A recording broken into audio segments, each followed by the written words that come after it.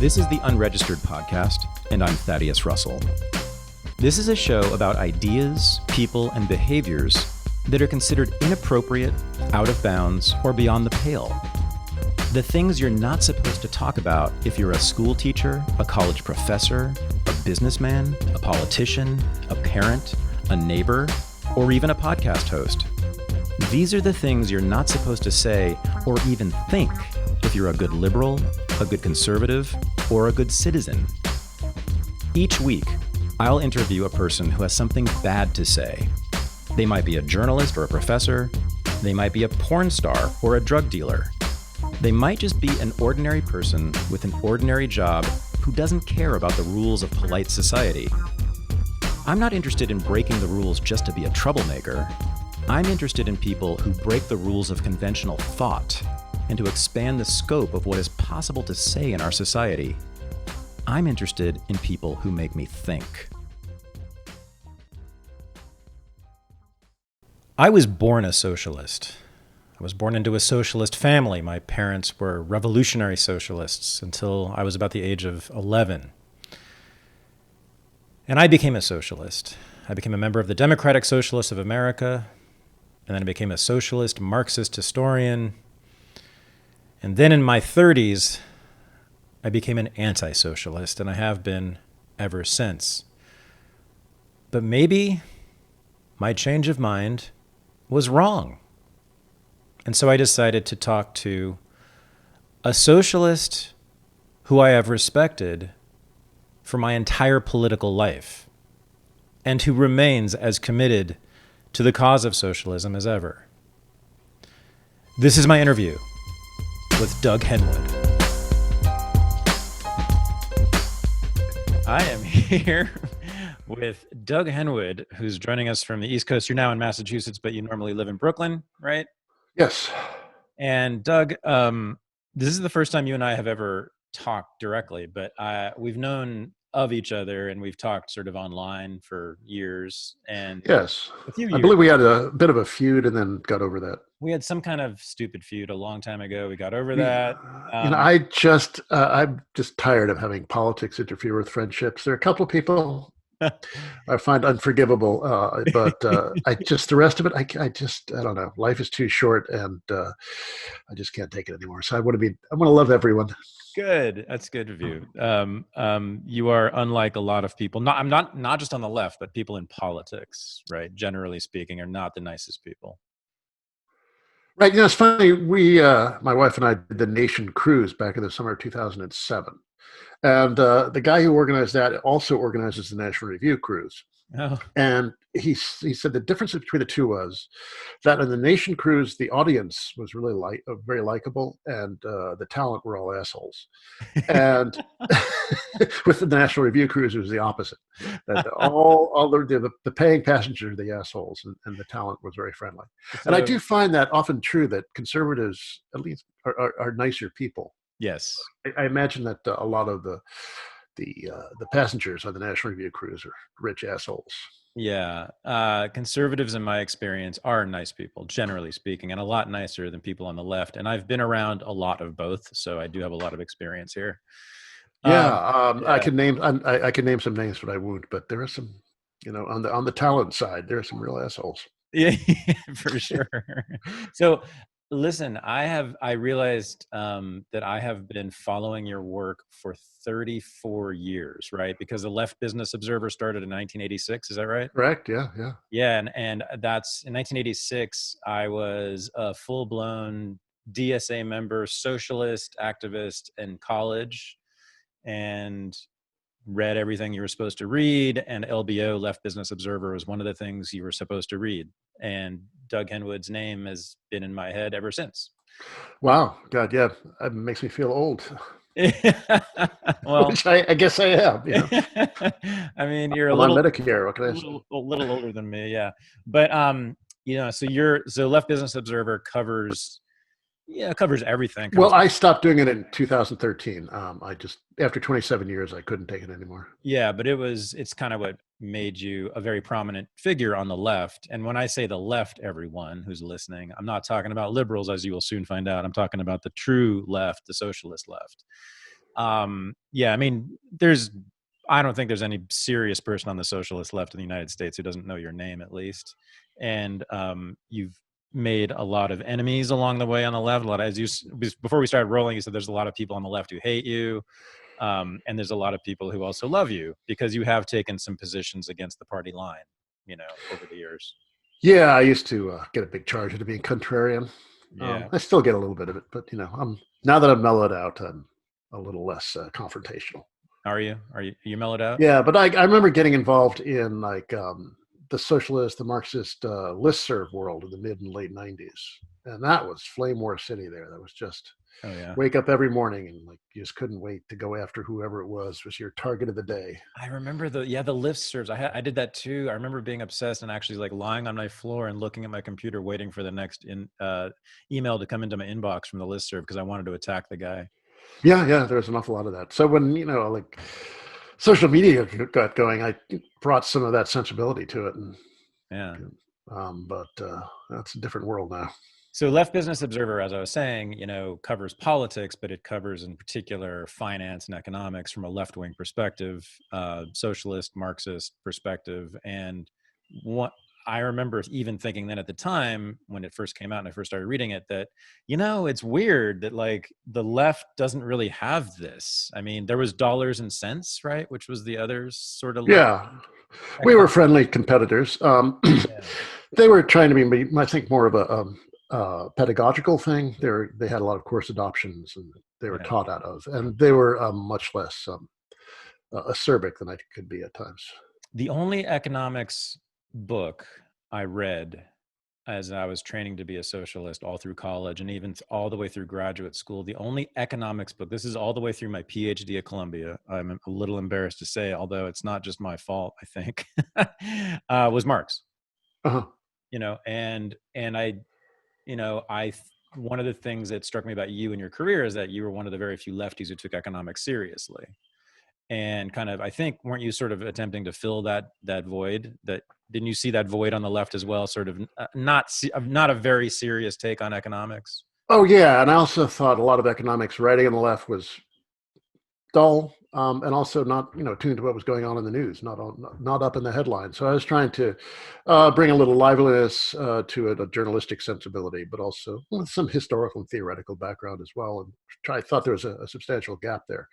And it turned out that economists were not my biggest audience. A lot of people in humanities and social sciences outside of economics were my audience, but most economists didn't take me very seriously because I didn't have a PhD and don't do math. Right. But a lot of the left got their economic analysis from you during that period. Yeah, and I feel like I was keeping alive a flame during very dark times for the left. And then I had a listserv, which I started in 1998, LBO Talk. And a lot of people met each other on that. There were a couple of marriages that came out of it, but also several of the principals of Jacobin magazine met each other there. Yeah, so I feel some sort of paternity there. Yeah, no, yeah, you've been a nexus for a lot of the American left for a long time. So you started out though in your political career all the way back, I guess when you were a teenager. You started out as a conservative, right? Well, I had an 8th grade history teacher who was kind of a jockey coach type who gave a lecture on Marx. And I think, wow, that's pretty good. That's pretty interesting. So I went home that night and told my parents I'd become a Marxist in 8th grade.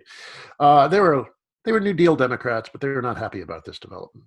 They were like Cold War liberals, anti-communist liberals. Yeah, pretty much. Yeah, I remember I used to fight with my father about the anti-war movement and the Cultural Revolution and all that sort of thing. And he was both my parents were first generation born children of immigrants, and so they had that kind of, especially my father had that kind of sensibility of New Deal economics, but culturally conservative.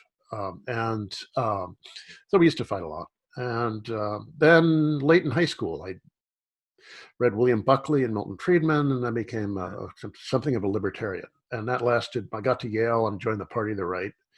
And I lasted a little over a year in that before I decided that it was much more fun to hang out and do drugs and not be a libertarian anymore. So and then I went back to my Marxist roots and I've been there ever since. Oh, I see. Okay, so it was a brief interregnum there. I'm very grateful for it, though, because it was an interesting to get an inside view of not just the thinking, but what Raymond Williams called the structure of feeling, of being on the right. Yeah, Uh, like my friend Corey Robin spent a lot of time writing about the right, but he's never had been part of it, and he doesn't, have that kind of view from the inside. So I always argue with him about he doesn't understand how being a libertarian is different from other kinds of conservatism. He thinks they're all pretty much the same, and I think, and I keep bringing up that structure of feeling. There's just a different kind of subjectivity around being a libertarian. Although libertarians are perfectly capable of making common cause with Pinochet, but sure. still, there is a difference in that kind of leave me alone sensibility versus the strict moralism and regimentation of a more traditional kind of conservatism. Yeah, so I have heard you say that that you sometimes regret not staying on the right, because it's funny that you just talked about fun, because you said that the right has more fun than the left. Well, they also have more money, so I could have. Well, I could think that one of my old Party of the Right pals, Walter Olson, became a big anti-torts guy. He's at the Cato Institute. Oh yeah. So I thought, I probably could have done that too if I stuck around with those folks, but it's not for me. But what do you said this a while ago? I heard this on another podcast. You said that it's more fun to be on the right. Well, there is this thing on the left of this famous Michael Kinsley quote. I'm not the biggest Michael Kinsley fan in the world, but he did say the left is always looking for heretics and the right is always looking for converts. And there is that there's a truth to that people on the left are always policing language and policing bad thoughts. And I guess now the right is kind of like that, but it wasn't always. There was more of a transgressive spirit that can be more fun. And it is true that there's a hair shirt aspect about at least some parts of the left that put people off, and rightly so. And I think that's less true now. And there's, I'm in my Brooklyn DSA chapter. I just love all the people. I feel great comradeship. They're mostly between 25 and 35, and they don't have any of that old left baggage of. There's much less moralism, just and a very comradely feeling that the old disputatious left, when we would meet in small dumpy buildings with bad lighting, 6 of us, 7 of us, and yelling at each other. That sense of the 80s and 90s left. It's nice to see that go away. You think that's gone away? I mean, did I just hear you say that the moralism has declined among the left lately? Well, yes and no. I mean, it's present in some things and not in others. But I'm among the my pals in North Brooklyn, the DSA chapter. I don't feel it really very much at all. I feel great. People treat each other very nicely. And, people make fun of some of the rituals of the younger left, the pronouns and the twinkling and all that. And for somebody my generation, it's a little odd. But there is a sensitivity to other people's feelings. They don't want to hurt other people's feelings. And it can get silly and get carried away, but I don't know. I find it also really touching and sweet. So yeah. I can't join in these what will the normies think complaints that some people on the left throw at them. But you've also been a big critic of identity politics, right? Well, it depends upon what you mean by identity politics. There's a kind of anti-identitarian left that thinks that anytime you talk about race or gender or sexuality, you're on a slippery slope to neoliberalism. It's all a diversion from the real issues, which are the Philadelphia chapter of DSA is like a living, not everyone in it, but the leadership of it is a living embodiment of this kind of sensibility. That if you, so they had a comment on a statement recently on the Black Lives Matter demonstrations. And you can paraphrase it as, yeah, racist cop violence, bad thing, but let's talk about Medicare for all. So that kind of sensibility, I see. and I don't like. But they're in a based way. There can be a real one-dimensional quality to it. If it's just like everything's about race or everything's about gender or everything about sexuality, yeah, I don't like that. But it all blends together. And as long as people have some sense of materiality and class and power, I'm happy to work with them. The Paloma Verde partnership with Unregistered has become a national movement. There are now unregistered listeners in more than 30 states who are Paloma Verde customers. Paloma Verde is a CBD company based in San Antonio, Texas, run by Vanessa and Carlos Abelar. As I've told you many times on the show, they are independent, family-owned, and entrepreneurial. Were hassled by the banks for being a marijuana-related business, and have tried to extend the benefits of CBD into what Carlos has called the brown side of San Antonio, and have had difficulty in the local media there getting their message out. And so they reached out to Unregistered a couple of months ago, and it's been an incredibly productive relationship for both of us. And I'm very pleased to see the growth of Paloma Verde along the way here. So because they're so grateful for the mass outpouring of interest and support and patronage from unregistered listeners, they're offering this fantastic new deal. First of all, you get 25% off all of their products if you use the discount code RENEGADE by going to palomaverdestore.com. But on top of that, they now have my 3 favorite products packaged together in what they call the Unregistered Combo Pack, and you get an additional discount on that, which totals 33% off. So for 33% off, you get the gummies that I eat on a regular basis. These are empty. My favorite thing, which is their tincture. And you get the high dosage tincture in the Unregistered Combo Pack. And the soft gels. That's another thing that I use on a daily basis. Great for my anxiety and insomnia. People use it for all sorts of things. Their products are fantastic. Unregistered listeners know this. You're probably going to buy some CBD soon. Go to palomaverdestore.com. Use the discount code RENEGADE. Get 25% off everything. Get the Unregistered Combo Pack for a total of 33% off, and your life will be better. Thank you. So I was involved in this big fight on the left in the 90s between the kind of old school class-based types and the new school emergent identitarian types. And this fight, I'm sure you were there. I was the staff. Oh yeah. The labor teaching at Columbia in 1997. You must have been there. I was waiting outside. I remember that. Yeah, I couldn't get in. And who was it? Rorty and some Betty FLCO Friedan. hack. Oh, it was Betty Friedan. It was Richard Rorty. It was quite a cast. We had Betty Friedan, Cornell West, Richard Rorty, Catholic Pollitt. I can tell you a funny Betty Friedan story. A friend of mine went on a tour of Central America during the 80s wars. And Betty Friedan was part of the delegation. She was complaining there are no good restaurants in Managua. She didn't know where she'd have dinner. I didn't know oh wow, because she started off in the CP, right? Yeah, she did. Yeah. Then, but did she have some bourgeois? She's like from Peoria, Illinois, right? I really don't know very much about her, no, but I guess she became part of the bourgeoisified New York left. I guess so. Yeah. There is no human being, I mean, in politics or outside of politics, who gets described as such a bad person as Betty Friedan. I mean, everybody, Warren Farrell, like the men's rights guy, he knew her in the 70s. He just says Betty Friedan was just the worst person, but she did some good work. I mean, everybody who talks about Betty Friedan has some horror story about her. Yeah, well, a lot of those second wave feminists did very important work, but a lot of them are very troubled and difficult people. So, I met Shulmith Firestone late in her life, and she there's a lot of very interesting stuff she did, but she really seemed like just a messed up and sad person. And I think to go against the grain of society like that, as those early second wave feminists do, you had to have at least one screw loose, and some of them paid a higher price than others. Gloria Steinem didn't pay much of a price at all, but the others were ostracized and despised, and you have to admire their boldness. But yeah, you talk about that period when there was those fights. Monthly Review was very much part of that.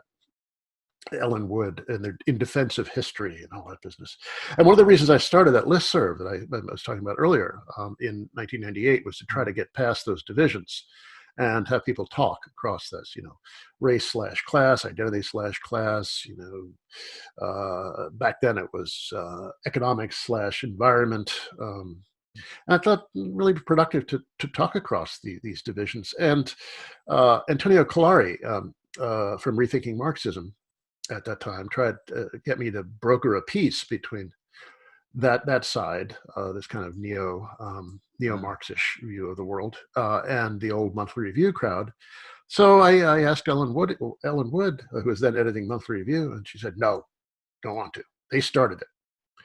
I was very distressed to hear that because I thought, people, if you disagree, you can still talk. No, what was that? I was, Hold on. The Monthly Review's beef with the neo-Marxish types was what? Because the Monthly Review is Maoist, right? Well, it was Maoist, but I think they considered. I don't think Ellen Wood would have fit in as a Maoist herself, but they thought that that Rethinking Marxism was abandoning all the concepts of class and the foundational notions of Marxism for all this fashionable stuff, postmodernism, which became, the all-purpose critique. It was postmodernist or POMO, and then the Sokol affair kind of put an end to all that business for a while. But it kind of came back a bit to some degree. There is this fight still. So the split that was really blowing up at the labor teach-in in 1997 was about class versus identity, right? And which came back to haunt the left in the Bernie Sanders campaign, right?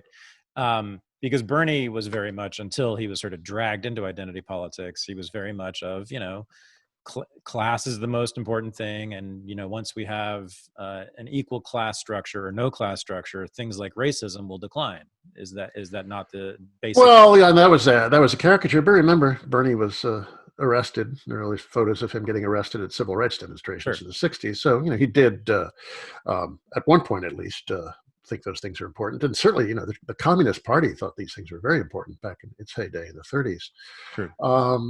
So then there's a bit of a character involved in this notion of race versus or class versus identity, because there's J. Edgar Hoover in his one of his anti-communist tomes. Which one was it? Can't remember. But he said one of the ways you can tell a communist is they'll use phrases like male chauvinist pig. So the old CP did have a reputation for even pushing feminism back in its day. And the CP organized in Harlem. They organized in the Black Belt in the South. They one of the only predominantly white organizations in the United States that actually gave a shit about black people in the 30s and 40s. So I think to some degree the Marxist tradition gets a bad rap on that. And Marx himself was certainly concerned about slavery and the impacts of race on class consciousness. And that there's plenty in the Marxist tradition that talks about race. But in the '90s, it came into this caricatured battle, which I think in part was a sign of weakness of the left. And we're just eating each other then rather than going after the man. Well, that's the history of the left, right? Is eating each other. Yeah, but sometimes we've had better times than others, and that was a really dark time. This is true. Isn't this not the heyday of DSA, Democratic Socialists of America, my former organization, and your current? Yes, well, we've just crossed 70,000 members. 70,000. I mean, when I was a member, I don't know if they had 10,000. Do you know what it was in the '80s? Like, before this surge got going, it was about 5,000. 5,000. And then the Sanders campaign brought a lot of people in. The AOC victory brought a lot of people in.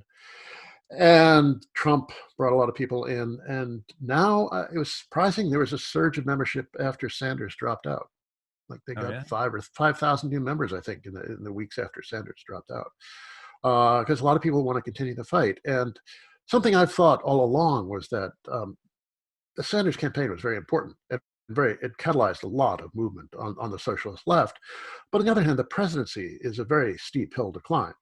The presidency, my old pals at the Spartacus League, Workers' Vanguard, used to call the presidency the chief executive of the world, U.S. president the chief executive of the world bourgeoisie. Yeah, totally. Which is pretty much true, although Trump is doing his best to dismantle that status. But formally, the presidency of the U.S. really is the chief executive of the world bourgeoisie, and they're going to fight like hell for that office. So Sanders, I thought, very, very, very little chance of winning, and it seemed, perversely enough, he seemed less likely to win the Democratic nomination than he would have had to win the general election, because the Democratic Party was so united against him. Now, Um, but no, I just want to say that I think the emphasis now on lower level races and lower level politics and extra electoral organization outside of electoral politics, Mhm. which DSA is very active in. I think these things are really important. We can elect people to city councils and state legislatures and start making a difference from the bottom up. Maybe think of the presidency in 5 or 10 or 20 years, assuming we continue to be um, alive and functioning as a society. I mean, it looks to me like we are on the verge of having what I always wanted when I was a socialist, which is it'll be a social democratic or democratic socialist kind of party, right? Which is a real viable party. Do you see that on the horizon, on the Well, immediate horizon? a little over a year ago, I did an article for the New Republic on DSA, and the editor who commissioned it was intrigued by some comments I'd made on Facebook, the way about how I wonder if DSA could do to the Democrats what Reagan and the right did to the Republican Party, take over this very mainstream Yep. orthodox thing and turn it into an ideologically driven party, Yeah. and one that was actually serious about its political philosophy, which the Democrats are just. It's really hard to say what the Democrats' political philosophy would be. Hmm. But when I was in the right in college in the early 70s, we were really marginal. There were about a dozen of us at Yale in 1971, 72. And then, 10 years later, Reagan was president, and that kind of conservatism, movement conservatism, had become, was ruling the country. Had completely taken over the Republican Party. And so I did some reading on just how the right took over the Republican Party.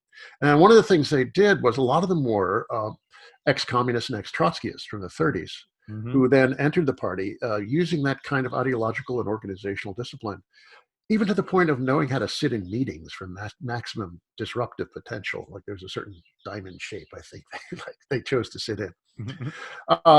Which they learned in their communist days. So I was wondering, well, could DSA do that to the Democratic Party? And so I asked a lot of people that question. I did a lot of interviews, 20 or 30 interviews for the piece. And most people thought maybe someday, or maybe it's become sort of independent party. But the problem with that is that in the U.S., electoral law is so strict that it's virtually impossible for a third party to get anywhere. Right. The two-party system has quasi-official status in most parts of the country, and it's the only way to break into big-time politics is basically as a Democrat. So the DSA people mostly look at the Democrats as an opportunity to have a ballot line. And Sanders, the Sanders campaign, he would have gone nowhere had he run as an independent. He would have been a sad green who gets 1% of the vote. And there's a kind of a laughing stock. Mm-hmm. And the Greens, constantly talking about breaking out of that 1-2% range, but they can't because the two-party system is so much a part of our legal and political structures.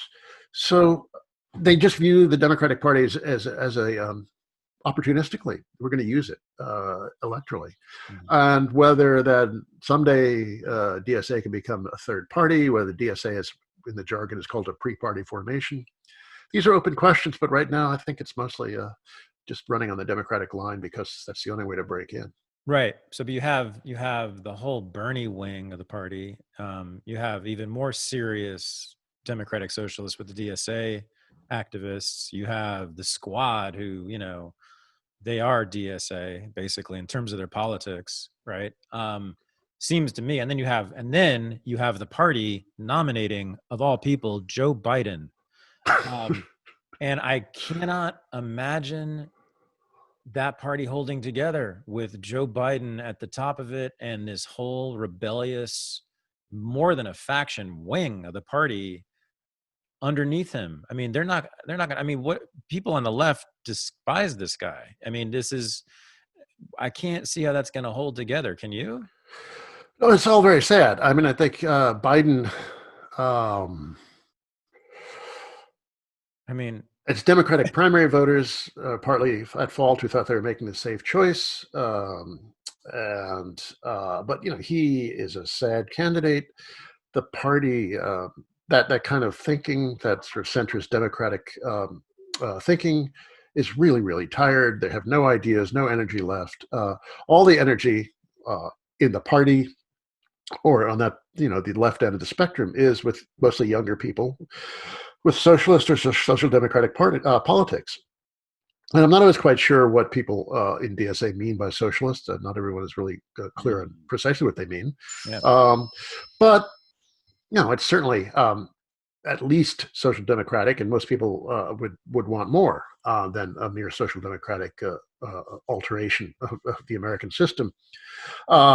And if the U.S. were to turn it to Sweden, it would seem almost like a revolution. Sure. To have that kind of flattened income distribution with a generous welfare state and the high level of taxation, just a high level of socialization of consumption and investment. Those would be very, very good things, but it's not socialism, of course. But that's where the energy is with the younger people and with the left more generally. And Biden just has none of that. But I think there are an awful lot of people who are nonetheless going to vote for the guy. Even a lot of people in DSA. There's a lot of hostility towards coming from mainstream Democrats towards DSA for not endorsing Biden formally. For DSA, an endorsement really means something. That means they're going to put a lot of effort into your campaign. And they have a formidable machine of back when we used to be able to knock on doors. There's a lot of door knocking. But a lot of phone banking and all kinds of old-fashioned politicking, and that's how AOC got elected. That's how all the people have gotten elected to state legislatures and city councils. Really formidable shoe leather work, or virtual shoe leather now. So endorsing Biden would have meant that kind of effort, which nobody is inspired enough by the guy to want to do that. You look at the polls. Biden's support mostly comes from people who are against Trump. Right. Trump's support mostly comes from people who are for Trump. Yeah. It's very hard to mobilize people just on being the not Trump. I initially wasn't sure I was pretty sure actually I wasn't going to vote for Biden. But over the last, 4 months or so, I've really changed my mind. I think I will. Oh, no. Only because I really despise Trump so much. He's a frightening, horrible, ignorant, vicious, and authoritarian character. And I think he's just bad for all of us in every way. I think he's penetrated daily life in such awful ways. He's so botched the handling of the COVID crisis, too, that he's got hundreds of thousands of cases of illness and death in his hands that could have been avoided with better management. So, yeah, I will vote for Biden just to get rid of this character. But long ago, I remember reading in Gary Will's book, Nixon Agonistes. His explanation for the 60s was that during the 50s, all these liberals said, oh, it's all Eisenhower. If we could get it, you have a copy, all right. I have an old paperback. Right now, yeah. That was a great book. I haven't looked at it in years, but that's where Kevin Phillips made his first appearance on the scene. Brilliant. Yep. But he says the reason the 60s happened, all these liberals thought, oh, it's Eisenhower. If we can just get rid of Eisenhower, everything will be better. JFK comes in office and everything still pretty much sucks. So then they say, oh, maybe it's the system. So I'm hoping that there could be a relapse. That happened to some degree with Clinton. We had the anti-globalization movement that culminated in Seattle in '99. All these people who initially thought, oh, if we could just get rid of Bush and Reagan, then everything would be better. But then Clinton came in and it was a disappointment. He was much of a creature of Wall Street, the Fortune 500, as any Republican could have been. And people said, oh, yeah, maybe the problem is systemic. So I'm hoping that if Biden wins, which I think he probably will, then we might have something of a similar reaction that people will start demonstrating against him on day one. Okay. Yeah. It's just that with Biden, it's not even the lesser evil argument anymore, because it's arguable, I believe, that he's the greater evil from a left or a libertarian perspective. Just in terms of the incarceration rate, he's incarcerated more people than Trump has. He voted for the border fence and bragged about it long before Trump was even running for office. He supported the Iraq War, the Afghanistan War, the War on Terror, the Patriot Act. Brown, what he's done to black and brown bodies, beats the crap. Bad. What Trump bad news. Well, I don't know, but the way Trump is, one of the things that disturbs me most about Trump is the way he's energized this kind of popular white supremacist crowd. Mm. And I think a lot of the reason that the police have been beating so many people is they feel that they have license to under him. Yeah. The president of the Minneapolis Police Union gave a speech last October, in which he pretty much said that Obama had handcuffed the police, and now Trump has reversed that a lot. We can just put the handcuffs on the criminals now. But God, no, he's appalling. I mean, and you look back at his old speeches in favor of the crime bills he wrote, where they're appallingly repressive. Yeah. And he's just, and he's an idiot in many ways. But I think let me put it this way. I think at this point, I prefer a neoliberal technocrat to someone as vicious and reactionary as Trump. Okay. At least people who could handle a public health emergency somewhat more competently. Yeah. Right. But yeah, he's appalling. He's terrible. And that wing of the party is appalling and terrible in many ways. And this spectacle of Nancy and Chuck et al. Kneeling with their African garb on. Oh God. What a bunch of chuckleheads they are. It was somebody joked it was the House Cultural Appropriations Committee meeting.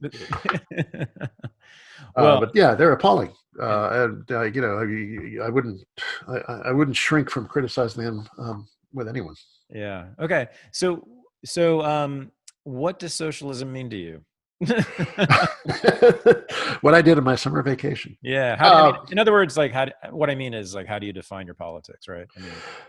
Well, I mean, the long-term socialism means to me the democratic control over popular control over investment, right, and the direction of investment and resources, human and physical and intellectual resources, towards the satisfaction of need rather than profit. But in practical terms, I think socialism in the U.S. in this context now means the establishment of a civilized welfare state. Okay. And as Hillary Clinton said, this is not Denmark, but there's no reason we couldn't be. We could have better income supports for people who are broke or out of work. We could have free education. We could have public health programs. We could have, and I think the Green New Deal is very much an important part of this now. On both parts of that, the green part, the attentiveness to climate, and the New Deal part, like building an infrastructure, developing a much more robust system of social welfare, more redistributionist system, job guarantees, which I prefer to a universal basic income. Yeah, I think that the Green New Deal kind of encapsulates what I'm talking about with this, what a social democratic agenda would look like in the U.S. now. Okay. Different kinds of investment, different approach towards climate, and a much more redistributionist, solidaristic agenda. Okay, so I have what I believe is a left-wing criticism of a lot of that. I think it's left-wing. So that I hang out with a lot of libertarians. They have their own critiques of that. I'm not interested in that. I have my own very own iconoclastic. Do you have dealings with the Center for a Stateless Society? I know them well. Yeah. Yeah. But they've changed lately, and they don't like me anymore because I didn't. Oh, okay. Because I refused to say that Trump was a fascist, so they think I'm a collaborator with Trump. The use of the word fascist is really odd. Yeah. The people want to use it. I'm not sure what it adds either analytically or programmatically.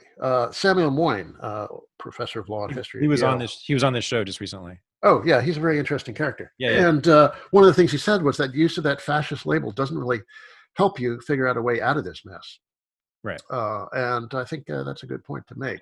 I mean, so I resist what a lot of people on the left want to say. He's a fascist.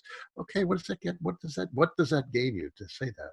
Yeah. I mean, I just want people to define it, and what they often mean is just authoritarianism, which is not fascism, right? Trump he's authoritarian for sure, but he's not a fascist because he's not smart enough to be a fascist. Well, also he comes out. He's a deeply American character. I mean, the combination of the xenophobia, the hucksterism, the hostility to expertise. These are all longstanding American Right. features. Right. And people act as if I keep trying to make this point to a lot of people. Like, yes, things were bad before. Yes, Trump is a turn for the worse. Why can't you hold those two thoughts in your head at once? Mm. Like, people will say, oh no, you either have to say Trump is the worst thing that ever happened, or you have to say nothing has changed. Well, something has changed, but there's also continuity. Yeah. People have a hard time dealing with that. For sure. So back to socialism. I've been meaning to ask you this for, probably a couple decades now. Yeah, my break with socialism is different than most people's break. I do think that I more carry forward the spirit of Abbie Hoffman, and that kind of that tendency in the American left. So the reason I don't want a jobs program is that I don't want to work for the government, and I also don't want large numbers of people working directly for the government, because the government, and this is true for my left-wing friends, my socialist friends, a lot of my liberal friends, and certainly my libertarian friends and conservative friends, we all hate the government and who's in it. So the idea that our bosses might be Donald Trump or Nancy Pelosi or Gavin Newsom or Andrew Cuomo is really unappealing. And also the regimentation of it, that we're probably all going to be wearing uniforms. I I guess I don't understand the appeal for people on the left of having the United States government or any of its states, all of whom they hate, being the employer for the masses. Well, I'd say a couple of things about that. Okay. One is that if there were a guaranteed job for everyone, Mm. that would really change the relationship between the employing class and the employees. That the boss would lose a lot of political power. So you would have to have a very different political environment for that even to happen in the first place. Just to be clear, probably because of the labor market, right? That's what you mean, like a tight Right. labor market? Yeah. Yeah. There's that famous essay by Mikhail Koletsky about the political business cycle, in which he says, in a regime of full employment, the sack loses its sting, and that means a reduction of factory discipline. Totally. And so the jobs, a universal jobs program would really change that, but it would also require a different political environment for even to happen. You'd have to have such political strength coming from the left. But also, as this is a point my friend and Leo Panich makes, political scientist in Toronto, he makes this. Well, he's not the only one to make this point, but it's something he makes very central to his argument, that it would be a different state. We would have to change the state. You just can't change things by having different personnel move into basically the same slots. You have to have something that's more democratic, less hierarchical, and also you'd have to have a different kind of polity that was much more educated, politically educated, and had a whole lot more capacities to take care of itself, to organize itself. You'd need better political parties, better unions. So it wouldn't just be having the present U.S. government give everybody a job. There would have to be a whole lot of transformations that went along with that.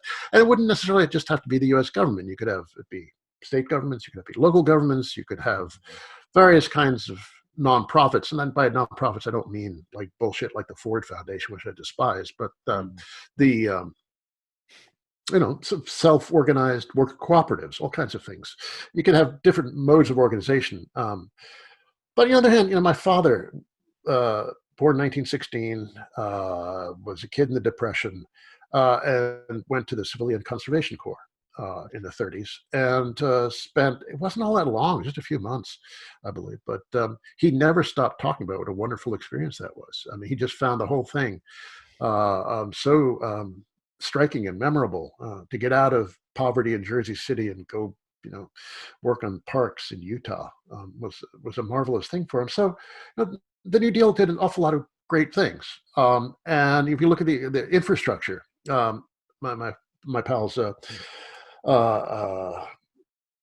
Dick Walker and Gray Brescian, who run this Living New Deal project out of Berkeley, have been cataloging all the projects that the WPA built in the 30s, and they were phenomenal, like parks and bridges and post offices, schools and office buildings, and there's all kinds of marvelous infrastructure that really enhanced our democracy and made this a better place to live. So, I wouldn't want Donald Trump's government to be running a jobs program.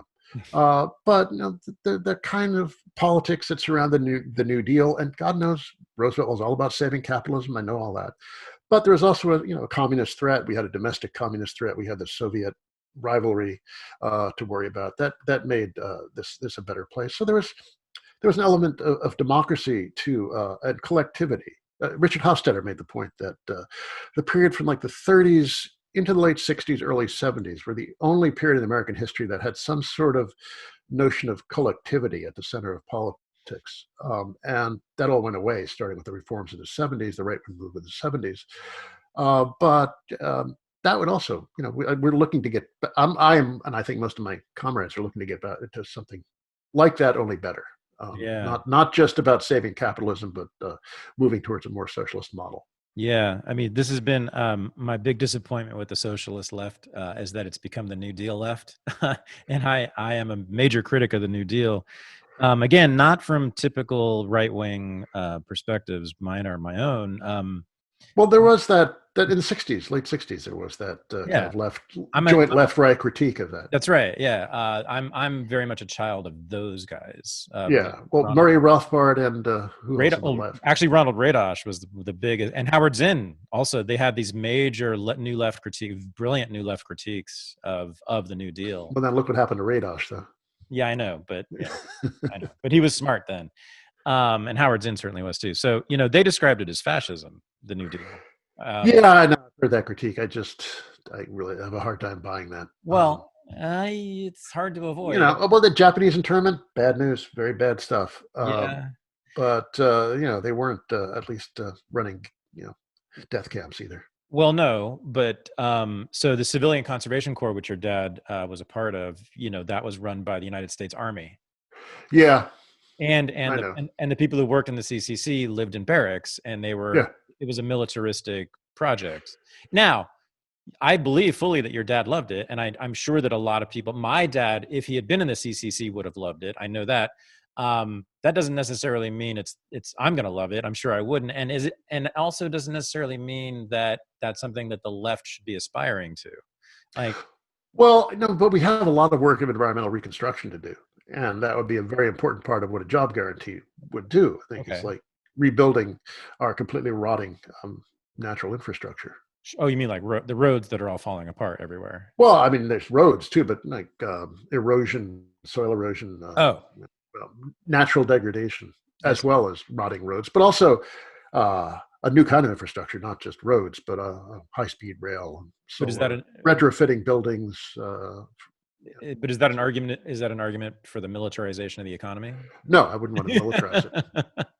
I mean, that's what I'm saying. No, we have enough military. We have way too much military. Well, that's what I'm saying. I mean, so in the 30s, the New Deal administration, the Roosevelt administration, thought it was necessary for the Army to direct a lot of these things. And by the way, a lot of the WPA funding, in fact, I think maybe most of it went to things like aircraft carriers and battleships. It became the war economy very quickly. So well, yeah. But also, I have some friends who have been looking at the World War II economy as a model of how to do a Green New Deal, in the sense that the government was directing production, and doing economic planning at a very large scale, and we'd need to do, at least in my view, need to do something like that again. Yeah. Okay. So like.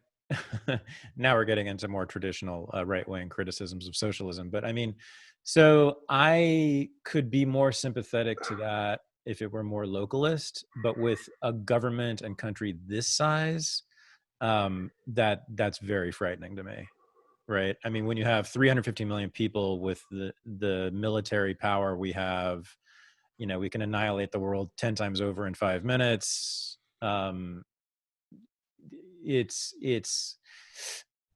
This country can go in very bad directions very quickly, as a lot of the left feared in 2016. And I think Trump is like getting off easy, right? I mean, we could think of the people who could be president now, right? And with their hand near the button is truly terrifying. So I'd rather devolve the government before we start talking about redistributing power. Well, I mean, we could have a discussion of whether the United States is just too big. Yeah.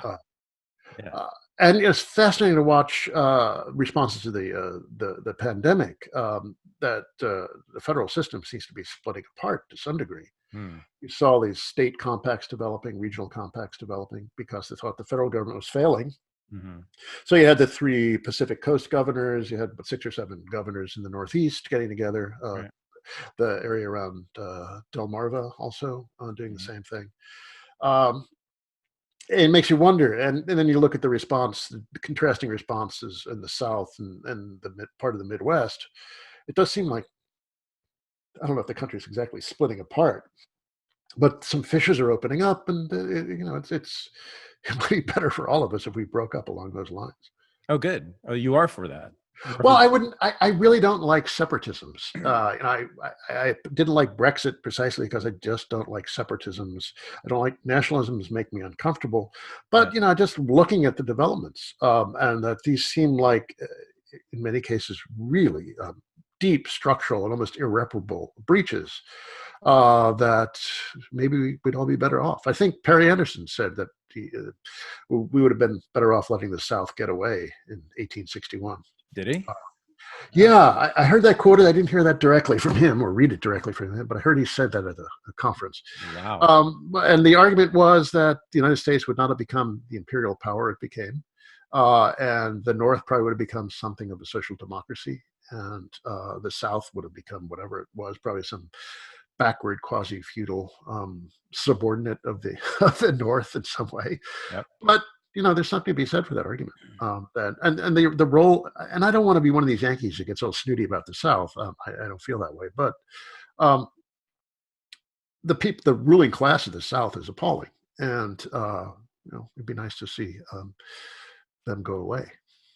The current ruling class. Yeah. Well, the one that's been the ruling class of the South, all along. They never really got over the slavery mentality. Who's the ruling class in the South? I'm not sure I agree with Well, that. I mean, the political class, the Republican Party, but also the kinds of the business sensibility. It's very much a low wage, maximum exploitation sensibility. They don't like education. Um, they're still fomenting race war. That kind of thing. That they really haven't. They've never been reconstructed. Except you have all the major metropolitan areas with majority or entirely black leadership, political leadership. Well, yeah, I mean, a lot of the South, the urban South, is becoming civilized, no question about it. And look at Texas. Yeah. Texas, it's got 3 of the 10 largest cities in the country, but they still like to think of themselves as cowboys in some sense. Right. And Houston, one of the most diverse cities in the country, with all kinds of interesting cultural things going on there. It is. But on the other hand, that doesn't really get reflected in a lot of politics at the state level in Texas. That may be changing now. I haven't spent a lot of time there. I don't really know I don't know it that well, but it does seem like Texas may be changing. But the effect of Southern politicians on national politics has been pretty terrible too. Most of the reactionaries in Congress come out of that. And I don't want to get the North off the hook. New York City has one of the most segregated school systems in the United States. I mean, I don't want to claim that the North is a paragon of racial justice. I'm sitting here like 40 miles north of Boston, which Adolph Reed once described as Mississippi with permafrost. Oh yeah. Oh yeah. So I don't want to get all snooty about the South, but that Southern ruling class is what really I find very disturbing, very reactionary, and still very much all about fomenting racial division. Really? I don't think about it that much, and I don't quite see it that way. But I want to get back to you talked about feelings and sensibilities in politics as being really important between right and left, and just in general. And I think so too. I think it's really important. And so, I don't know if you know, but like I was born into a Trotskyist family in the 1960s in Berkeley, and I told you I became like a socialist, and I was a member of DSA and an activist all the way into my early 30s. And I told you I helped organize the labor teaching at Columbia University, which was bringing together academics and the AFL-CIO, basically, when the AFL-CIO was undergoing this big reform with John Sweeney. But that didn't amount to a hill of beans after all. It certainly did not. Yeah. And I was a good labor historian, like you should be when you're a lefty. So into my 30s, I was a solid New York lefty all the way. And now I'm not. I changed. And I'm wondering, like, what's the difference between us? I wonder, like, you went I mean, I know it all happened when you were in college, just for a brief moment, but you did sound like it. You really took seriously opposing arguments and came out on a particular side, right? And I did the same thing, and I came out on not the other side, but I did come out on the side that wasn't the left anymore, at least the left that I grew up with. So, I just what do you think? I mean, what was it in your psychology? What's in your psychology? What is it about you that makes this politics appealing or even essential? So much so that you've organized your whole life around it. Oh, well, who knows? I used to see a shrink. Well, I saw Mm-hmm. two shrinks, but the first one I saw was a very strict Freudian who Mm. didn't speak very much. Yeah. But she made it clear that she thought that somebody with my expertise in the financial markets, Right. who wasn't using that expertise to make a lot of money, she thought that was a neurotic symptom. That's right. And actually, in the first sentence of my book, Wall Street, I think it's in the introduction, I say something like, it would take years of psychoanalysis to figure out why I am this way. That's And right. I never told her that. Yeah, I mean, that's right. But That's right. You have you could have gone to Wall Street quite easily. You have, right? You have that yeah, ability, and yeah, and I understand the financial markets, and I think I not only understand them in a technical sense, but I also understand the sensibility in them, yeah, the way people in those markets think, yeah. and I find it endlessly fascinating. I have a real love-hate relationship with Wall Street, but also the ruling class. I mean, last decade or so, I've been really fascinated in more of a sociological way than an economic way with the structure of our elite, and which I think is a really rotting social formation. Mm. I've been toying with the idea for years now of writing a book on the rot of the American ruling class, and I have a lot of material to work with. Mm-hmm. But I do have this fear, fascination, love, hate thing going on with the elites and with the financial markets, and one of the things I find appealing about Marxism is that this is going to sound kind of bad, but it's an elitist way to be an egalitarian. Yes. Marx is very rigorous, very difficult, very complex. I find an almost erotic thrill in reading Marx sometimes. I mean, the Grundrisse, I think, is just makes my brain tingle. Reading the Grundrisse really Me makes too. my brain tingle.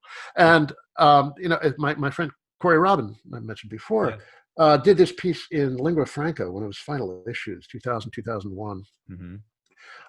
in which he interviewed all these leading lights of the right on the problems the right was facing after the collapse of the Soviet Union. And he got Irving Kristol to say that the problem with the right is that it's basically a business culture. There's nothing very interesting about a business culture. And if you want a real political thinker, read Marx. Mm. And William Buckley told him, too, that if he were growing up today, this was 20 years ago, so I don't know what he would do now. But he said if he were growing up today, he'd probably be a socialist or maybe even a communist because he finds that he thought the right had gotten boring. This was 20 years ago. Huh. And I remember when we were on the right, we were snooty. We were a dozen people meeting in common rooms and drinking port and sherry at Yale. But we were very snooty about how the left had been just so intellectually debased, and we were the rigorous ones. Mm. And now that, of course, it's really hard to find much intellectual rigor coming out of the right these Yes. days. It's really a sad thing. And I was mourn the devolution of the right. It used to be a much more interesting thing than it is now. Now it's just third-rate people being mean and bitter. But that's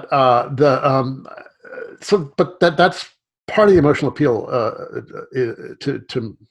for me of Marx is what I just said, that rigor in the service of a radical egalitarianism. But I think the emotional quality of it is a notion of human universality, Yes. common brotherhood and sisterhood. Yeah. And that's what really moves me. I think, that sort of thing. Watching demonstrations in the last few weeks of all these people coming together in a common cause, considerable risk of the police and of a virus. They're not what you'd call a super diverse crowd, but it is a variety of people. And then watching the popular public reaction to these demonstrations, the degree of support for the demonstrations that we've never seen anything like this before. Even Rasmussen, the conservative pollster, had released a poll this morning showing 62% support for Black Lives Matter among the public. And that kind of solidarity and humanity is what really moves me most deeply about the socialist project. Just we're a common species with a whole bunch of miserable problems facing us, and we just need to get together and be solidaristic across demographics and geographies. That's really the emotional core of it for me. And what I would say, conversely, what puts me off about so much of the right is the notion of competitive individualism, that we're all self-reliant individuals. And this is one of the great triumphs of neoliberalism. Now, people overuse the word neoliberalism, but one of the things I think that is crucial to the concept is the degree to which people have internalized this notion of all of us as self-reliant characters, and any notion, and the way it tries to erase any notion of solidarity. You're just, unemployment is not a political problem. It's because you need to write a better resume, or you need a better degree, or something like that. And that kind of self-reliant competitive individualism, which I think is the psycho-emotional core of a lot of right-wing politics, really puts me off. And that's what I like to oppose a socialist sensibility to. But if you had entered that competitive world, you would have been a winner, most likely, coming out of Yale, right, with your ability. Yeah. And Yeah. so, Okay. so why did you choose to sacrifice yourself? Well, no, my first psychoanalyst would have thought it was just neurotic self-punishment. But I just like to think of it as devoting my talents to a larger cause than myself. I grew up Catholic. That's what I was getting at. There had to be Christianity in here somewhere, right? Well, no, I grew up Catholic. Well, not just Christianity, but Catholicism is sure institutional and hierarchical and very aestheticized, and and I found myself in the last 5 years or so. Maybe it's the Pope, who's not like any other Pope that I remember, at least since John the 23rd. Who's sort of made me softer in the religion, but there are aspects of it that still appeal to me. But yeah, I mean, there's a degree of that influence lingers on. And an alienation from the Protestant sensibility. So much of American Protestantism is that it's so mixed up with the competitive individualism. Yes. Which doesn't appeal to me, and also the anti-intellectualism that a lot of American Protestantism shows, and the distrust of expertise, and the belief in instinct, and the knowledge of the heart exceeds the knowledge of the head, and all that sort of thing. I interviewed on my radio show a while back Adam Kotsko, who is this theologian, philosopher, who grew up in a fundamentalist background, and wrote an essay for N+1 magazine about that experience and falling away from it. But he said that the environment he grew up in, this very fundamentalist evangelical environment, very anti-intellectual, and a lot of people who come out of that environment who want to have some sort of intellectual pursuit actually end up reading Catholic theology. Mm-hmm. Because there's nothing comparable in their neck of the woods to that. I thought it was an interesting observation. But yeah, I do feel alien from an awful lot of that American political culture of self-reliant individualism. And I went through this Emersonian phase in my college years, so I understand the appeal of that self-reliant individualism. But ultimately, it seems alienating and emotionally dry and unsatisfying. And maybe lonely? Yeah, lonely. Susie Bright once said to me that workers of the world unite is an erotic sentiment. And yeah, I understand that feeling. I find that appealing. And the notions of solidarity and comradeship also very appealing. Uh-huh. Yeah. I mean, would you agree that it's sort of, it's a Christian sensibility or ethic in there, right? I guess to some degree, I can't deny that it has influence on me. There's also, though, there's an unfortunate side of that. I once heard a guy talking about how he went from being evangelical, born again Christian to being a Marxist, and to him, the idea of a revolution was like being born again, and that once that happens, there's this like magical moment where everything is transformed and you achieve paradise somehow. And there's a notion of revolution, like even in the words of the Internationale, there's that the final conflict, this notion that once the revolution happens, well, I guess everything will be solved and all human problems will fall away to triviality. And I don't buy that part of it. I think it's constant struggle and constant attempt to create and recreate the world around us. And there's never any stasis until we die. So I reject that side of it. But I guess there is kind of a spiritual quality to the feeling of solidarity that most Marxists would disdain, but I think they're not being fully honest with themselves or others. Mm-hmm. I'm thinking back to when I was a Marxist and a socialist, and I pretty isolated, lonely. Just being an intellectual in this country, you're gonna, unless you happen to live in Brooklyn or Manhattan, right? You're gonna even there, you're probably gonna feel pretty lonely and isolated because Americans don't think like we do, Right. Well, I've got a friend who refers to, we got a nice little community of people who, or at least used to, when we could do these things, come over to dinner and we talk politics and have a good time. It's a nice little circle of friends with most political leanings in common, but he refers to everyone else as civilians. They're not initiates into our kind of worldview. That's right. And it doesn't really care what politics you're into. I mean, especially, if it's a radical politics of right or left, it doesn't matter. You're going to be alienated, you're going to be alone. And I remember, I felt alone for other reasons in my life too, growing up, in large part because my parents were more interested in politics than in me, by the way. But I do remember having, thinking, when I would think about socialism, really like sit in it and think about and fantasize and imagine what it would be like, I got a warm feeling from it. I got this feeling of like people working together, people being friendly, cooperative, knowing your neighbors all working together, you being involved with everything. It warmed me from inside, but I would be sort of all alone reading a text as I was doing this, or just taking a shower and thinking about it, That's not to discredit the idea of socialism, but I do think that may be where part of the socialist impulse comes from. I think that's partly true. But although it's different now that there are so many more people who call themselves socialists and are organized as such, it used to feel very, very weird. I started LBO in 1986, and it was extremely odd to be a socialist in 1986. Yeah, it was. And I remember going to a conference sometime in the early 90s, and the late Joanne Landy turned to me and said, she was a good friend of mine, very good friend of mine. Oh, very good friend. I like Joanne a lot. Sorry she died. Yeah. But she turned to me and said, we're in a cab together going back to a hotel, and she said, I've been a socialist my whole life, and now I'm afraid to say the word aloud. Yeah. And I remember that feeling very well. And that started going away, 2015-ish, 2014-ish? I can't remember exactly when. So it's a very, very different feeling now to be a socialist. And, polls very well among people under 40. And whatever they mean by it, the instincts and the structures of feeling, we're saying, are something I feel very good about.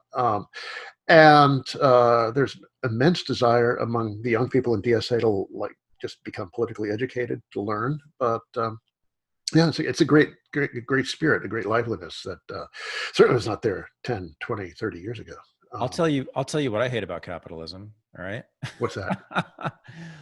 Is the constant fucking anxiety of it. Right. Oh, absolutely. Absolutely. Yeah. That and the American variety is probably worse than others on that. The sense that if you fuck up, you are in terrible, terrible shape. Yeah. And there are just so many people who are 1 or 2 paychecks away from complete insolvency. Yeah. Then the society's contempt for losers. The shame attendant to that as well. Yes. It's not just being poor or going broke. It's the shame that comes with it too. That's I think it'd be even more terrifying. But I've been anxious my whole life trying to figure out how to make my way, in this world. And I think I'm not unusual. that's partly being human. I mean, it's No. But I mean, I'm talking about making rent. I'm not talking oh about. yeah. No, I was going to say that's the Yeah, part of the challenge being human, but then yeah. we make it worse than it has to be. Yeah. So Excuse that's me, I'm where not I used get. to all the nature coming in here. There's an ant in the desk I have to deal with here. Marxists are notably brutal modernists who want to destroy nature. Yes, I am that. Yeah. Well, we try to. We're trying to reform ourselves, but I'm not So, exactly Mr. Nature. So when you, yeah, when we talk about the CCC, I would not be happy in the CCC. I would hate to be out in a barracks in the middle of nowhere. being yelled at by an army sergeant to go. Oh no, I'd be more afraid of the nature. My father told me this story of like they were out building something and they saw a rattlesnake, and somebody cut the rattlesnake in half with a shovel, and out popped live young rattlesnakes. There are a couple of species of rattlesnake that give birth to live young and not eggs. Ooh.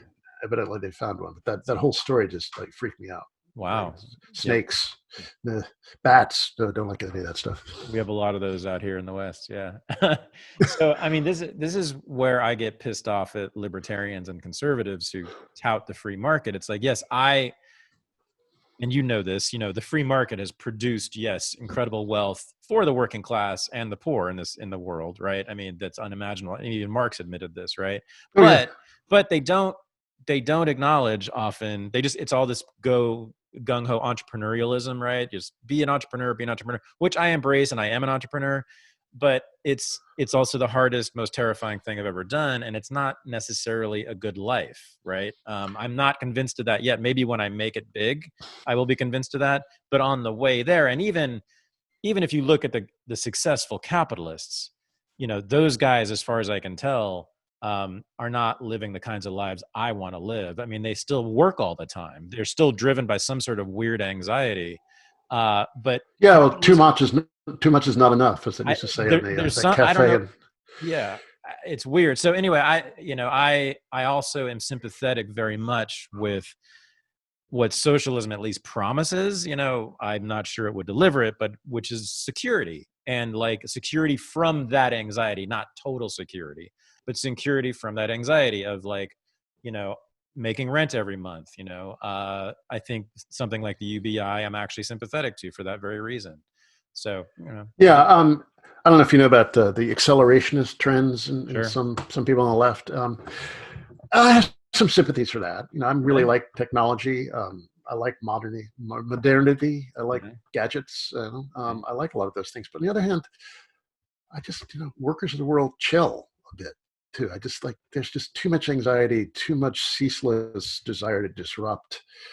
Can we just enjoy life and what beauty there is and each other? Less work.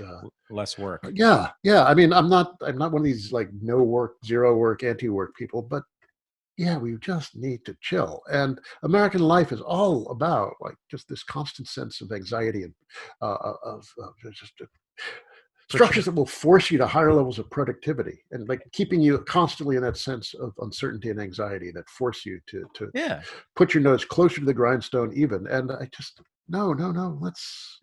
And everyone's smell of roses, Yeah, and everyone's precarious. Precarity is a big left-wing term that I think is a good one. We all feel precarious, even those of us who are doing okay, right? Yeah, I mean, there's a way in which people think that this precarity is a new category. I think it's characterized much of working class life for a long, long time. Of course. But also, like everybody, unless you're like at the very, very top of society, everybody is precarious to some degree. And it's just that sense of anxiety. And look, Americans, according to OECD, Americans have some of the worst mental health figures in the industrial world.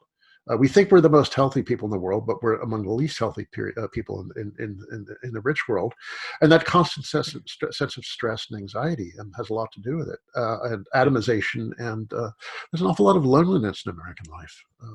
It's sad, and that's part of what I think. What appeals to me about socialism is just a kind of renovation of that, dismantling of all the barriers between us, and a sense that there's more to life than just accumulating stuff. Yeah, I just don't think the government can make us less lonely, and I certainly don't want it to try. Well, I'm not, I don't think the government's just not just about the government. We need to restructure the way we deal with each other. We need to restructure the institutions by which we organize ourselves. It's not just the government at all, by any means. Yeah. Okay. Okay. So here's the thing. Here's my other idiosyncratic critique of socialism. It sounds like a whole lot of work to me. So maybe my anxiety will be relieved because I will have. I know that The too many meetings argument, right? Yes, I will have. I will have. I know I will have a check in the mail every month, which is awesome. Thank you. Love that. And I will have free healthcare. Well, at least I won't have to pay for healthcare, et cetera. Great. But to be truly socialist, right? I have to participate in this shit and govern? Like, isn't that like I have to go to meetings, at least some, don't I, comrade? Well, that's an issue to me because Yeah. I don't like going to meetings. A lot of people don't like going to meetings. And I like people who talk about direct democracy as being better than representative democracy. I'm not sure I'd buy that. Okay. I think a lot of people don't want to be bothered. They just want to live their lives. Right. Um, and we could have, I wouldn't say, well, let me say, people could be more involved in governing their lives than they are. But I don't think people want to have that kind of deep involvement that people who go to meetings all the time want to have.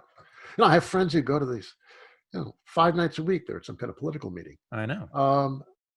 I can do one a week at best, maybe once every other week, because there's just too many other things I like to do. I like to cook. I like to hang out with my friends and my family. I want to listen to music. I don't want, to be at meetings all the time. But what? Nancy Fulbray, the economist, had a critique of that Michael Albert participatory economics model, which was that it sounds like it's a vision of life as one long student council meeting. Yes. And that doesn't appeal to me at all. And so I think there's something to be said for representative democracy. You choose the people who are going to run things and make them actually accountable, and make the process by which you choose them far more democratic than the preposterous system we have now. But there's something to be said for that. I don't want to be in meetings all the damn time, or even like the Murray Bookchin, face-to-face municipal socialism stuff. Yeah. Okay, I like my neighbors okay, but it's just too much trouble, and most people want to be relieved of trouble. They don't want to have any more. So yeah, the too many meetings critique. I think there's a lot to be said for that. Some people like that sort of thing, and that's what a division of labor is all about. Well, then you have sorry. Then, I mean, I'm sure then you get accused of vanguardism, right? Or the problem of vanguardism, that if it's representative and, delegated, then there's going to be this elected Politburo essentially in every city or every neighborhood, right? And then it's going to be less democratic and maybe less socialist because of that, and then out of that comes the next Stalin, right? I recently read for the first time Robert Nichols' Political Parties, the origin of the whole concept of the Iron Law of Oligarchy. Mm-hmm. And I used to resist it. But I never read the book, and I did read it, and I think he's got a very, very serious point. But on the other hand, we have to recognize that any organization, there will be some people who are going to be more involved than others. That any kind of hierarchy will result in the hierarchy developing its own interests, which may be at odds with the interests of the masses. That's true of whatever organization you're talking about, whether it's a political party or a neighborhood association or a state. So you just need to admit that this is the fact and do something to make it more representative, more flexible, more open. But you're not going to get away from that. I don't think this idea that humans can be totally self-governing in some kind of anarchic way. I don't see that at all. I think, but we need to have some kind of structures of accountability to minimize the risks of that iron law of oligarchy. But they're real, and we need to be honest about that. Fair enough. All right. So a lot of my audience will not like your socialism, but they are going to like the hell out of you for something else you've done, which is destroy Hillary Clinton. So by the way, those of you who are watching or listening, this is the man who got Trump elected right here, Doug Henwood, because he had the absolute, to read my Twitter feed. He had the absolute gall on the eve of the last election, to write first a piece in Harper's and then what became a book, just thoroughly taking down not just Hillary, but the whole Clinton regime. Can you do that right now? Can you give us like a 5 or 10 minute Oh my God. and Well, we'll call it a day there? Because people will love this. There's a lot in your work. You really did research. I mean, we're all Hillary haters, or a lot of us are. But you know more reasons to hate her than most of us do. I mean, can well, you just go through it? funny. Some people asked me if I was going to do the same for Biden, as I did But for her. And I think, don't even no, need to. he's not interesting enough. Yeah. Like, Hillary and Bill are both reprehensible figures in a lot of ways, but they are really fascinating characters Totally. and very powerful and very influential. Yeah, They totally. really helped shape the world we live in very much. Sure. And one of the things I discovered in writing first the article and expanding it into a book was that Hillary was very much Bill's partner. She was not a passenger in the Bill Express. I mean, they were very much a partnership whose personalities and skills really complemented each other. Bill is much more instinctive, intuitive.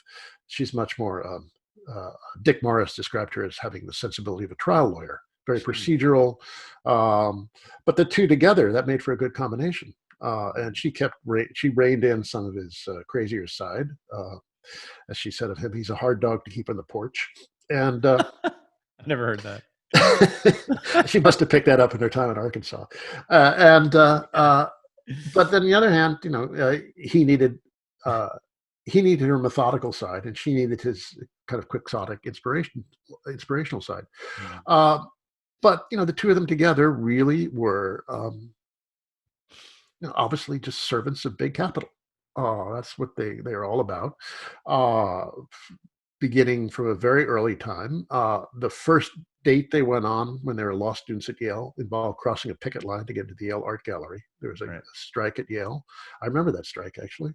The garbage was piling up, and Bill pushed the garbage aside and persuaded the security guard to open up the art gallery for them. He had immense powers of persuasion even then. But everything about them has been pure opportunism, very much about destroying the left wing of the Democratic Party, and making peace with big money and the war machine. And that's what the entire story of their career from a very early time. When Bill ran for Attorney General of Arkansas, he was refused to fight against the right to work law in Arkansas. The AFL-CIO down there hated him. I think he's very anti-union. I think it was the president of the AFL-CIO who said that Bill's the kind of guy who'd piss on your leg and tell you it's raining. But then Hillary, when she was the first lady of Arkansas, she was involved in a very early war on the teachers union of Arkansas, and it supervised this restructuring of the public educational system in Arkansas that involved a war on mostly Black women teachers, and anticipating everything they would be involved with, all the democratic educational reforms of the subsequent decades. Together they created a whole DLC agenda to turn the Democratic Party into the responsible party of capital that it became. Democratic Leadership Council. Yeah, which was very much against the whole civil rights and labor and environmental tradition of the party, in favor of. When Bill was the governor of Arkansas, he let Don Tyson's chicken shit in the river like crazy. And speaking of Tyson chicken, so you missed something about Hillary's career, which you wrote about, which is her career as a corporate lawyer with the Rose Law Firm, right? When she was on the board of Walmart. Yeah. And did she represent Tyson too? I believe she did. Yeah. Yes. There were a whole bunch of conflicts of interest that she was at this. Yeah. The biggest law firm, I think it's the most important law firm in Arkansas. At the time, her husband was attorney general and then governor. So there's just nothing but conflicts of interest are their middle name. And then going on to his presidency, which was very much making peace with Wall Street. As he said very early on. So we're all Eisenhower Republicans now. We're I'm the president of the bond market. And he seemed to rue that a little bit. I think he always had a bit of a softer side than she did. When he was governor, the governor of Arkansas has prisoners as servants. Yeah. In the house. And there was one guy who served him dinner. He really liked him. And I think he was a convicted murderer doing life. And Bill wanted to pardon him. And Hillary and Dick Morris said, no, you can't do that. Because, suppose he goes out and murders someone, your political career is over. So you can't do that. But he did have that kind of soft side that she completely lacked. But then, the stuff with the Clinton Foundation was just that was just so. It was all about buying access to the Secretary of State and a possible future president. And they raised a ton of money off that. They did all this speaking fees. Her Bill's speaking fees were just skyrocketed during the time that she was Secretary of State. There was the whole thing. The whole Clinton Foundation was a big shakedown scheme, an influence peddling scheme. So a lot of the right wing critiques of them were quite accurate. Daniel Halper's book, Clinton Inc., which was very harshly received by a lot of people on the left.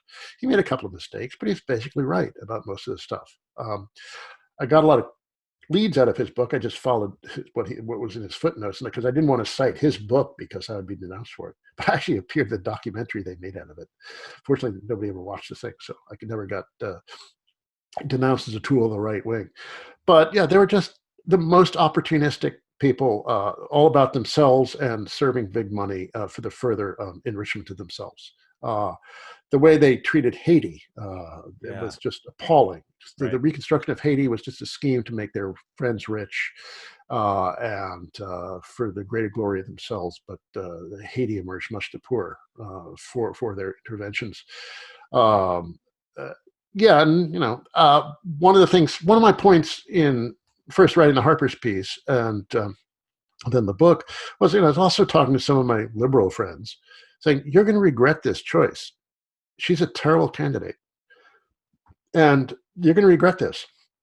And they all said, well, fuck you. What do you want? And this was like, they thought Ted Cruz was going to be president. What do you want? Ted Cruz? No, I'm saying, look, you're going to regret this. She's a terrible candidate and she's likely to lose. Nobody likes her. And one of the curious things about Hillary is that the more people see her, the less they like her. So her polls are almost inversely proportional to her visibility. So just before she announced her presidential campaign, what was that, 2014, that was one of her peaks of popularity. As soon as she started campaigning, it collapsed. And there is certainly, I'm not going to deny this, there's certainly an aspect of sexism to the contempt for Hillary. Yes. There's no doubt about it. The language about her, repulsive stuff. And I just, when I give that no quarter, that's terrible stuff. Yes, agreed. But she's also, it's true that she's a corrupt, self-dealing, secretive, devious person. Also and agreed. People made, the email story. Yeah, but her emails, blah, blah, blah. But, it's very classic Hillary. She wanted to escape the scrutiny that comes with having her email on a public server. There's just no question that's what she was trying to do. Yeah. And so people say that the emails are not a relevant story. It's very much who she is, that kind of secretiveness and the hostility to oversight. Okay, people make a big deal of Trump firing all these inspectors general. When she was Secretary of State, the State Department only had an acting inspector general who was considered, because of that acting status, to have less power. And for the same reason, she didn't want the kind of scrutiny that would come with a fully fledged, confirmed inspector general. And sure enough, she lost, and she won the popular vote. We have a crazy system, yes. She did win this popular vote by almost 3 million, but she ran a miserable campaign, and she was surrounded by people who didn't know what they were doing. She lost to Donald Trump, to her eternal shame. But it's all her fault, Yes, there's a degree of sexism involved, no question about it, but she ran a terrible campaign and people don't like her, and her politics are extremely uninspiring. And, I think Biden doesn't arouse the hatred that she does. Like, people don't hate him the way they hate her. Partly sexism, partly, I think, personality. I think, believe it or not, I don't find this, but I think some people find his bumbling fool side kind of charming. Wow. But he doesn't have that degree of hatred. But on the other hand, nobody passionately likes the guy. There are people who passionately like Hillary. There are people, there's no understanding human taste, but there are people who passionately like Hillary. There's nobody who passionately likes Biden. So we have this weird situation where we have this president running for re-election with now Gallup reported this morning a 39% approval rating against, you would think that with an economic collapse a pandemic and a 39% approval rating, the challenger should just be winning in a waltz. But if anybody could fuck that up, Joe Biden could. Indeed. Yeah. So, if you had just shut up, Clinton would have been president, right? So it's really your fault. It's not Hillary's fault. I mean, you were Yeah, I did leading. get some of that. And I had at least like David. I think there were paid David Brock agents coming into my Facebook page and like. I wasn't joking. People actually have said that, and it's not completely wrong. I mean, you were basically making an argument that people on the left should not vote for her, and a lot of them didn't. Well, I never told anyone not to vote for her, and I never would have really? told anyone not to vote for her. No, I couldn't do it myself, but I live in New York, and it didn't really matter. But I could never tell anybody not to vote for her. I could never tell anybody not to vote for Biden either, and I could certainly not I would never urge anyone to vote for a Green candidate.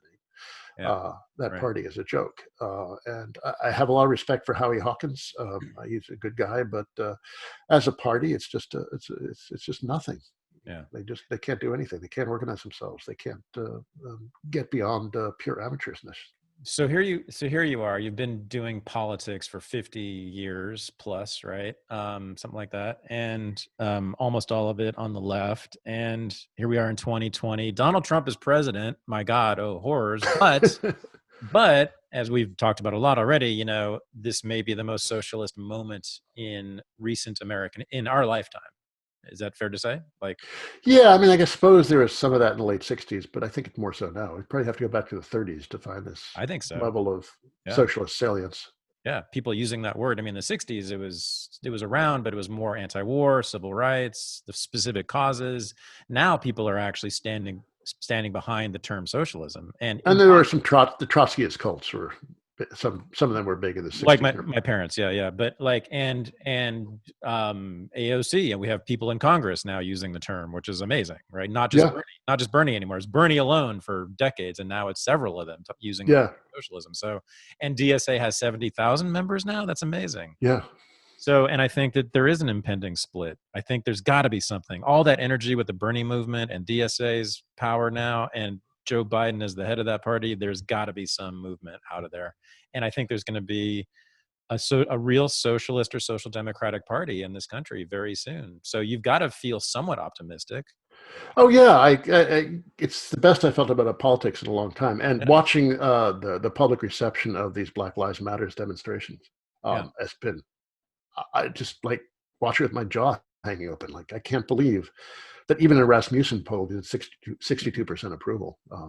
It's a remarkable turn of events. Yeah, well, I have a whole bushel full of criticisms of Black Lives Matter, of socialism, of the DSA, as you know, of all these things, but and Bernie. But I definitely want that split to happen. I want there to be actually a vibrant social democratic or democratic socialist party in this country. I want there to be a real left now with a real party so that we can have interesting discussions kind of like this, and we can really drill down. And rather than, for years and years when I was on the left, it was just, we would talk about the Republican Party, but that was dumb. Like Joanne Landy was actually the one who told me, no, we need to be focusing on the Democrats. They're the actual problem. Yeah.